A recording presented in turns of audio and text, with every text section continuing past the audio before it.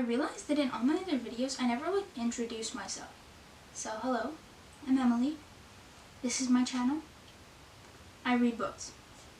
In today's video, we are going to be picking my TBR for October. And I have my jar, or burnt candle, of TBR prompts that I'll be picking from, and then I'll choose from all of the 50 plus books in this room that I haven't read.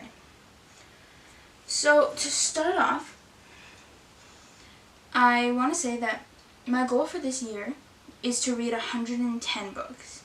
So far I've read 58, I believe. 60? I think I've read 60 maybe. But anyway, I did the math, and I have to read 25 books in October and 25 books in November, because in December I won't have very much time to read, which is a lot, especially for me, because I usually read like maybe 5 books a month. What am I getting myself into? So, we're gonna really hope that this TBR jar is not preying on my downfall. So, the first book I have for my TBR is one that I'm currently reading. So I'm currently at page 98, I think, 95 of Vow of Thieves. So this is the first book that I'll be reading, and I plan to finish this soon because it's going good. I already know the characters in the world and stuff because it's the second book in the duology. But yeah, this is the first book on the TBR for October. I'm also currently listening to The Great Alone by, I don't remember who it's by, but I'll try to put it on the screen here. I'm listening to that book, so I will plan to finish that one as well. But for the rest of the books, I'm not gonna pick audiobooks, but I'm only gonna pick 15 prompts because I feel like 15 of them is a good amount to know which ones I'm going to read this month, and then the other 10 are probably going to be audiobooks just because I can get through them really fast, and I need to get through them fast in the next 2 months. So, without further explanation and stuff, let's start. I'm not going to look because I can actually see the words on them. Is this one? Yeah. Okay. A book with a great first line. Book with a great first line. Let's see. That's boring. Okay. Okay. I think I'm gonna pick this book. It's called Your Driver is Waiting by Priya Guns. And the first line, it's not necessarily like super, I don't know what word to use. It's not like a sophisticated first line or anything like that, but it's very intriguing. Like, I literally read the first paragraph. It says, if you're going to be a driver, you'd better hide at least one weapon in your car. Okay, I'm gonna read this one. This will be the next book on my October TBR. I'm actually really excited for this because the cover is super cool. Let's pick the next one.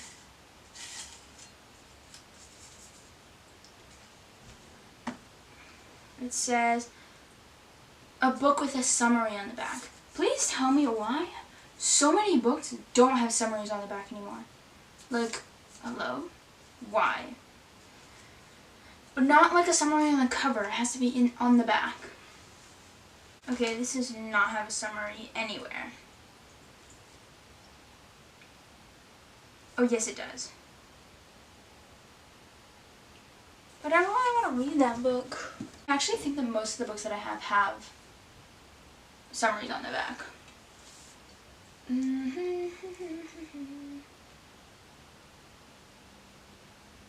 What about where the crawdads sing? Who paid $38 for this book?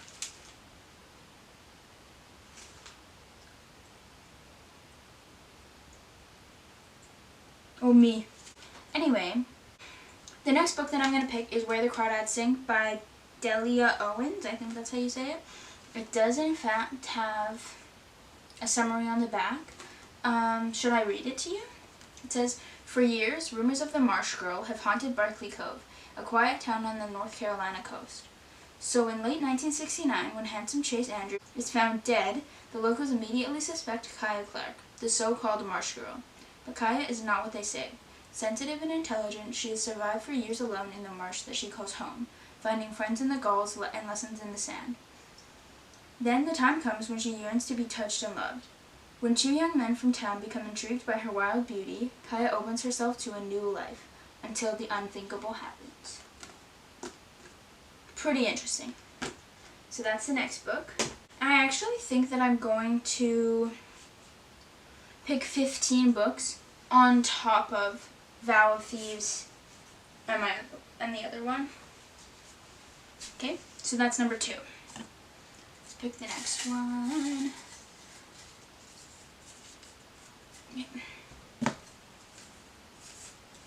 A book with bad reviews. Why would I want to read a book with bad reviews? Tidelands, let's try that. Because it's 3.8 out of 5, which isn't a bad rating. What about Antipoldi and the Sicilian Lions? That one's 3.4. Okay, so I don't know how far back it stopped recording. So what is this called? The prompt was a book with bad reviews. And the worst review, like the worst rating that I could find for a book was 3.82. That one's 3.4 for Tidelands by Philippa Gregory. I have no idea what this book is about, to be honest with you, but I'm aware that 3.82 is not a bad rating. It's pretty much 4 stars, but none of the other books that I have are rated anything lower than that. So, okay, we're going with this one because it's been on my TBR, or it's been on my shelf for like a long time. The words aren't too small, and it looks like it could be wintry themed. So that will be the 3rd book on our TBR for October.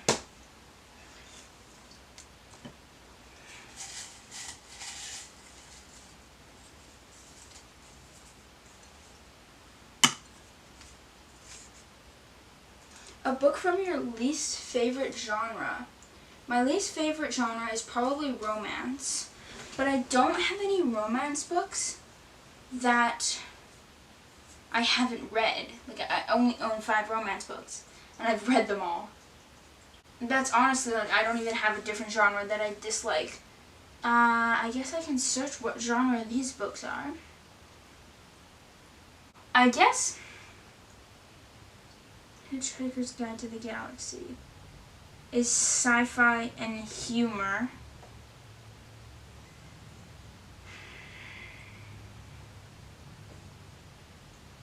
Right? Is A Touch of Darkness, is that considered romance? So I just Googled it, and A Touch of Darkness by Scarlett St. Clair is romance/fantasy. Also says that on the back. And it's romance. So I actually had this in the fantasy section of my bookshelf because I thought that this was more fantasy than it is romance. But I guess this is more romance. So this will be the 4th book on, if you don't know what this book is about, it's about a romance between Persephone and Hades, which is the goddess of spring and the god of dead. So, that seems very interesting. I picked up this book because I really, really enjoy Greek mythology, and Persephone and Hades are both Greek gods. So, god and goddess, obviously. So this is the next book.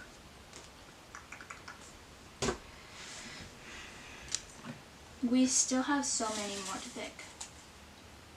Okay. Oh, a protagonist whose name starts with M. I don't really know the name of any of the protagonists in any of these books. Obviously does not start with an M.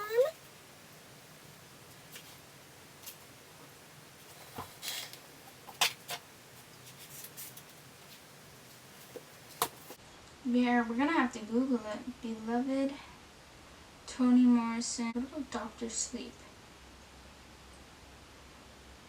I guess The Night Circus? Who's main character in The Night Circus? I don't think his name starts with an M. Marco! Thank God! Literally, this is the only book that I own where the main character's name starts with an M. Oh, like, that I haven't read. Anyway, this is The Night Circus by not Toni Morrison, nope, Erin Morgenstein. I've actually literally, this is the only book that I own where the main character's name starts with an M. Oh, like, that I haven't read. Anyway, this is The Night Circus by not Toni Morrison, nope, Erin Morgenstein. Okay, I apologize. The video cut out and I do not know why. I believe the books we missed are The Night Circus, She Who Became the Sun, Once Upon a River, and Antipode and the Sicilian Lions. Hopefully you saw the last thing. The prompt was a book with plants on its cover, and I picked Once Upon a River. Don't know what this book's about, but the cover is super pretty. The next prompt that I picked was a book that you picked just because of the cover. So this book is called Eric's Daughter by Joan Clark, and I picked this book because I thought that it was about Greek mythology, but I don't even think it is. But yeah, this is going to be the 9th book in my TBR for October because it's unfortunately the only book that I picked because of the cover. But I haven't been excited to read this book. I've literally had it for over a year because it's just one of those books, you know, it's older and the pages are small and the words they're not that small, honestly, the words aren't that small. But it's just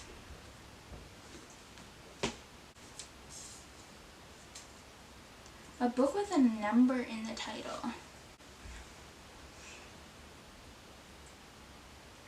Okay, so unfortunately, I only have one book that has a number in the title. This is a huge book. This is 1Q84 by Haruki Murakami. As you can tell, I've been putting off this book because it's freaking humongous. I believe it's actually like 2 or 3 books in one. Okay, so this is 1Q84, but it's split into book 1, 2, 3, and 4. So I'm gonna Google it and see if you can buy them separately. Because if you can, then when I read this whole thing, I'm gonna count it as 4 books. Because it's freaking humongous. Let me see how many pages there are in total. 923 pages. So this has almost 1,000 pages in it. Okay, so you can buy these books separately, and it's actually 3 books, sorry. So I guess like it's just split into 3. Everywhere I found that I Googled said that it's a trilogy.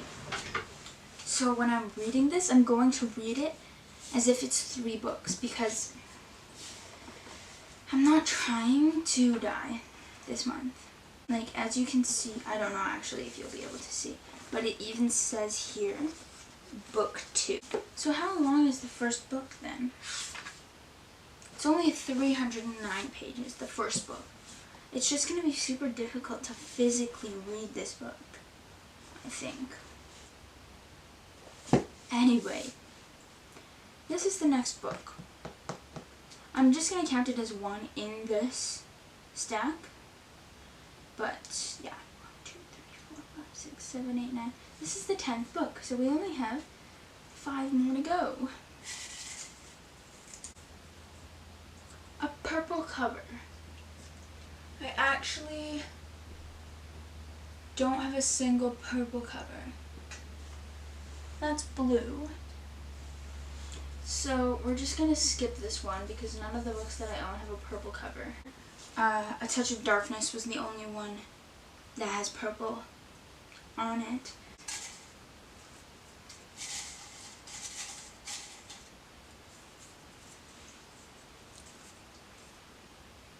A book more than 100 years old. Pride and Prejudice. Hey Siri, when was the book Pride and Prejudice written? Pride and Prejudice. 1813.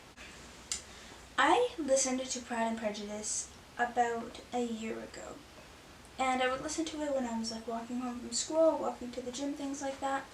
But I honestly can't even tell you the main character's name.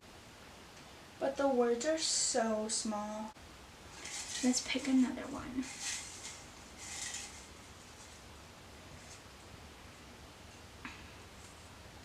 Shorter than 200 pages. That makes my life so much easier. Except I don't know if I have a book that's less than 200 pages. Maybe one of these books. 300, 200.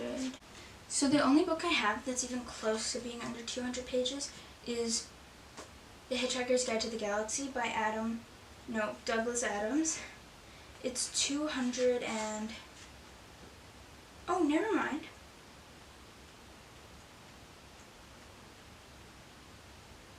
It is... Hello, everybody. So it's a few days later, and I'm just editing the video, and I realized that some of my footage has been lost. So pretty much the last 2 prompts and the summary of all of my books on my TBR are just gone. So I don't remember what the last 2 prompts are. But the last book that we were talking about in the video is this book, Hitchhiker's Guide to the Galaxy, which is the book for the prompt less than 200 pages, and this one's like 198 or something, so that's perfect for this one. And then some of the other books that I don't think were mentioned are these 2. I believe the prompt was a book that starts with the. So I picked The Hawthorne Legacy by Jennifer Lynn Barnes because this is the second book in the trilogy that I still need to read. And then the other book was The Rot by Siri Peterson, which was for the prompt a book with a cool cover or something like that. And I love this cover. The textures are different, and I really, really want to read this book. So I just had to put it on there. Sorry, I keep looking to see if it's recording because the battery's almost dead. So we're going to do a quick summary of all the books that I'm going to read in October. So, of course, we have The Hawthorne Legacy by Jennifer Lynn Barnes,